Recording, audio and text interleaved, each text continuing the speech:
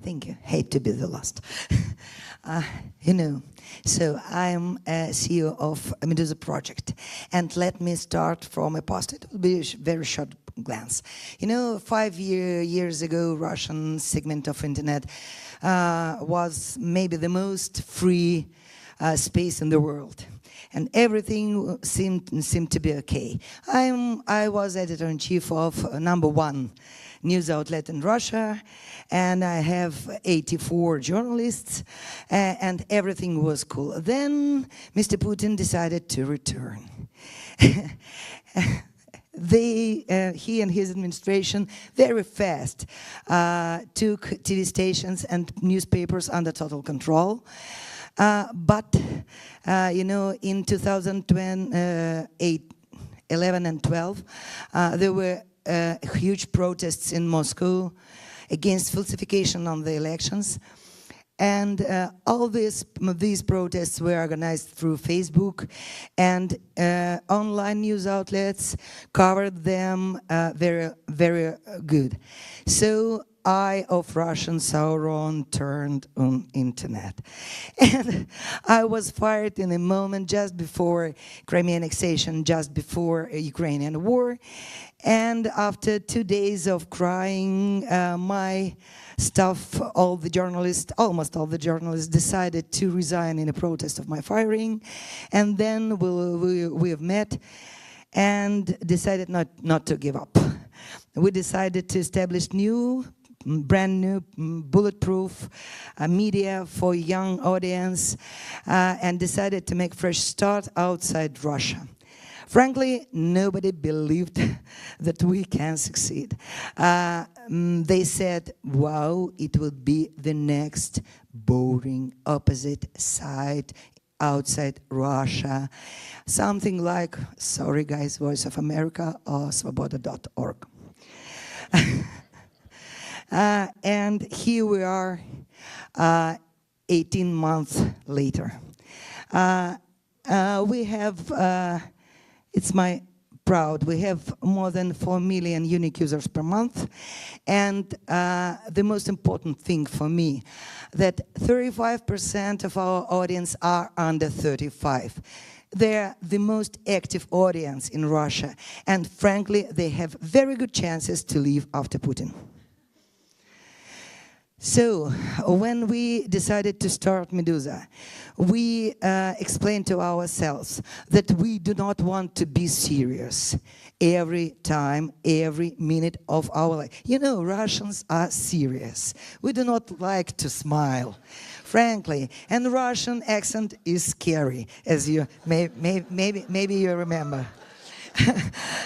But we strongly believe that we are too serious, and we have to laugh sometimes, because laughing is good is the best medicine against scare and against hatred and against social apathy.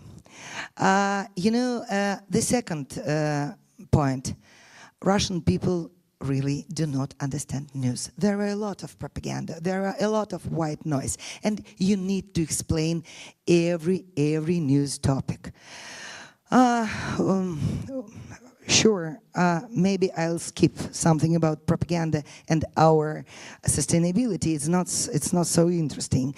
The most important thing that we are against isolation. We think that Russia is part of the world. There is no special way for Russia. We're just the part of the big world. So, what we're doing? News.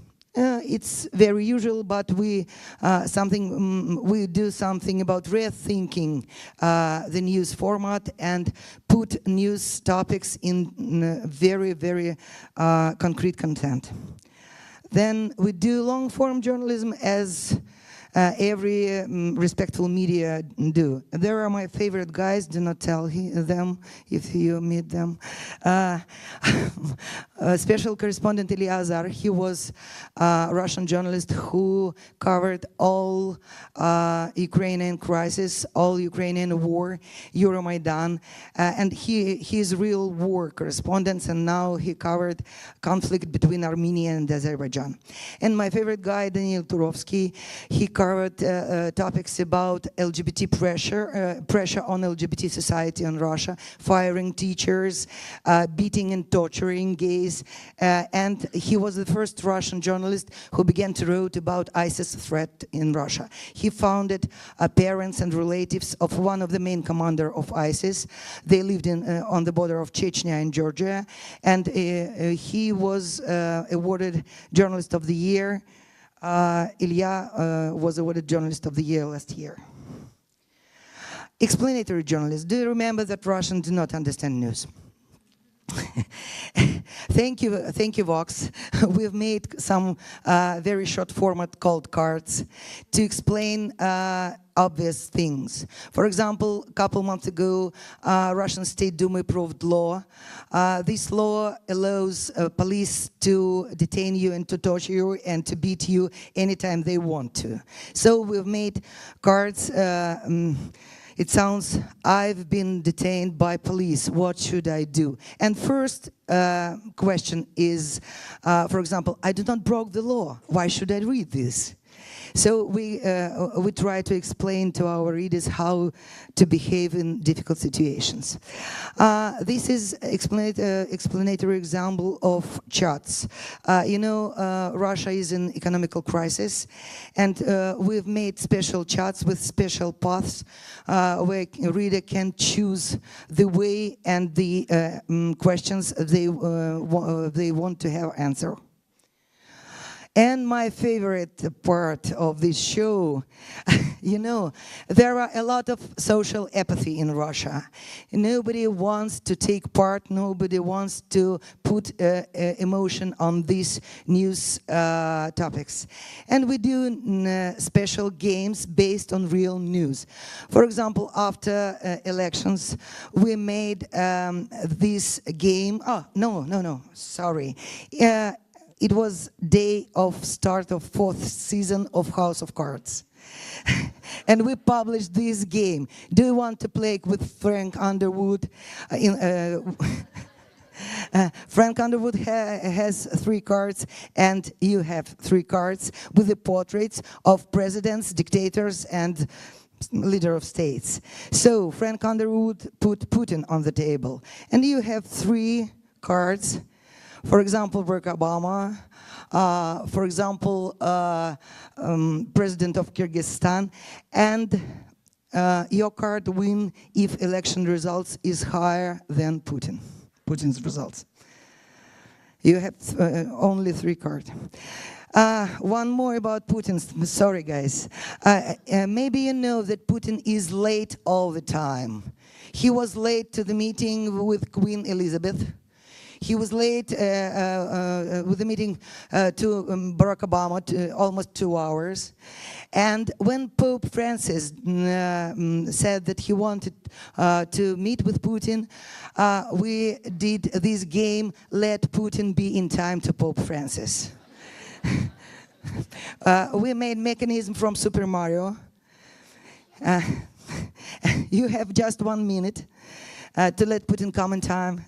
And if you succeed, Pope Francis said, my son, thank you from the deep of my heart. You bring this guy in time. So, this is not politically correct game. Maybe in Russia, Russian Orthodox Church are deeply involved in all space of our private life. In schools, museums, they interrupted rock concerts, they smashing exhibitions of modern art. So we made game, please let the priest find the road to church. There you can see school, museum, theater, concert, and church in the middle, and a lot of priests running out from the church. And you should tap your smartphone to stop them and to return them to church. And my favorite quiz,